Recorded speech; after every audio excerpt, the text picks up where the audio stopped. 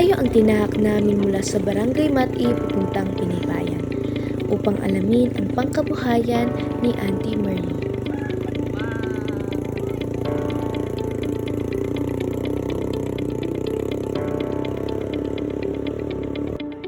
Pumunta tayo dito upang alamin ang pag-aalaga ng baboy bilang isang pangkabuhayan at magbigay ng rekomendasyon sa mga taong gustong mag-alaga ng baboy.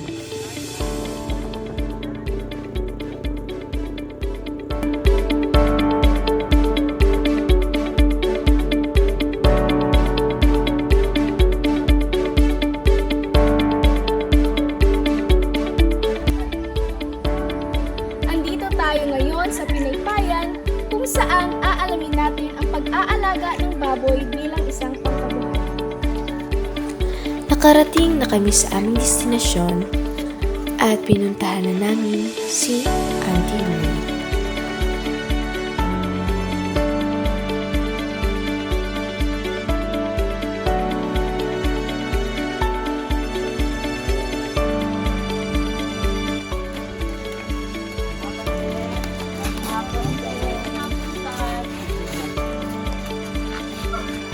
Sinimulan na namin ang aming pag-i-interview kay Auntie Merly.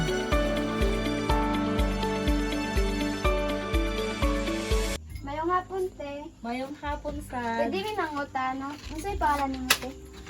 ako ngalan si Kuan Merly Hamura. Naba kay inahin na baboy te?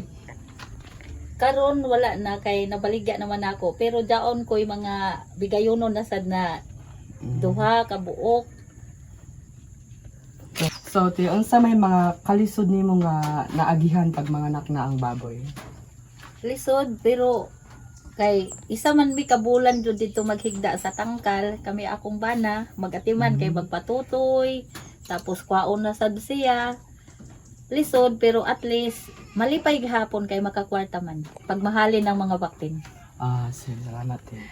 Sabi ni Auntie Merly ay hindi madali, lalo na isang buwan kayong nakahiga sa tangkal upang bantayan at alagaan ang mga biik.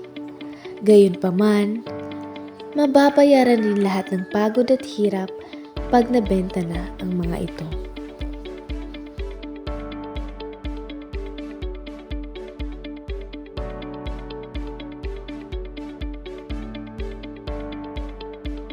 Mga challenge na yung manaagihan te sa pag-alaga ng baboy. Ang ako challenge sa pag-alaga sa baboy atong may nangaging nga sakit. Nabiro ako nga basin matakdan ang akong mga baboy og sakit pero kaloy sa Ginoo ra man kay okay ra man among mga baboy diri ah. Waya makaabot ang mga sakit. Tapos bahin sa pang financial ng bahog. Problema gihapon kay maghanap pang kaw pang financial. Sabi ni Auntie Merly, ang mga pagsubok niya sa pag-alaga ng baboy ay noong dumating ang African Swine Fever sa Surigao City. Nag-aalala siya baka mahawa ang kanyang mga baboy. Gayunpaman, sa awa ng Diyos ay hindi nakarating sa Pinaypayan ang sakit na ito.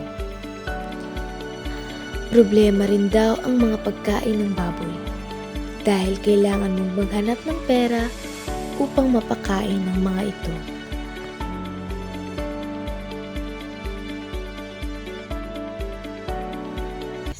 Sila may tayo ginansya ni mo like yung maligya ko ng baboy. Makabawi ba ka sa imo tag-finance na bahog? Ako dili naman gud na ako mabalanse gud kun kuan pilay ako ginansya sa baboy kun kuan kay di naman gud na ako balansihon ang bahog. Pero ako paniid gadyon makaginansya gadyon kun magbuhi ka og baboy dili ka gadyon malugi. Sabi ni Auntie Merly, hindi na niya binabalanse ang kanyang kita sa pagbebenta ng baboy. Gayunpaman, maganda raw talaga mag-alaga ng baboy dahil makakakita ka talaga at hindi ka malulugi.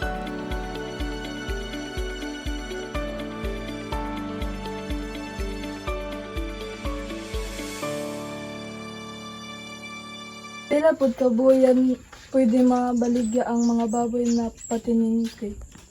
Depende kay gaoy tulo ka bulan kapin tapos ang uban 4 ka bulan ibaligya nila.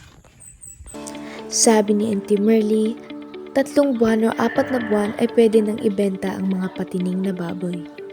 Antay sa mga or imo masuggest or ikaigon sa mga tao na nagplano magbuhi og baboy. Gana jud magbuhi og baboy kay para sa ako no na natagaan ako og baboy sa gobyerno tapos pagpanganak magbayad ako sa ila tapos ipatamok na ko sa lain kay gana jud mamuhi og baboy kay makatabang jud sa mga kalisod. Sabi ni Auntie Merly, maganda raw talaga mag-alaga ng baboy dahil nakakatulong ito sa kahirapan.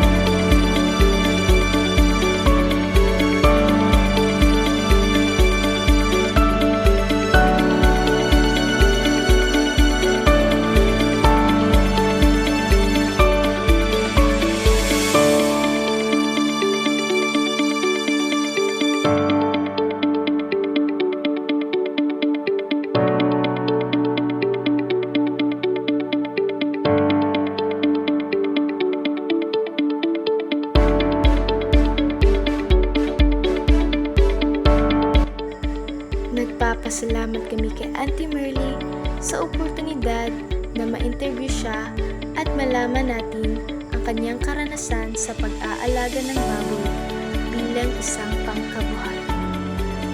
Gayunpaman, ito rin ay nagbibigay ng inspirasyon sa mga taong gustong mag-alaga ng baboy upang gawing pangkabuhay.